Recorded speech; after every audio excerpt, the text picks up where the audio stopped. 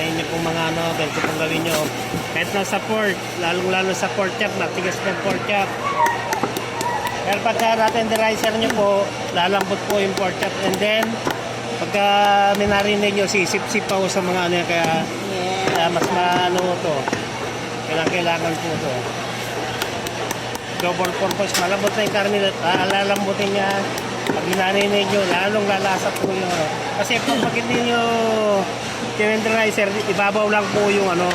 Hindi kaya ng ganito po. Pagka minarinig nyo, sisiksik po yung ano doon sa ano, kaya malasa po.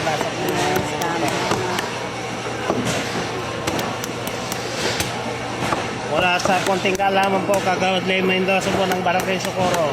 Babu, mag-subscribe na lang kayo kay Ma'am Shipe. Like and subscribe. Ma'am Shipe.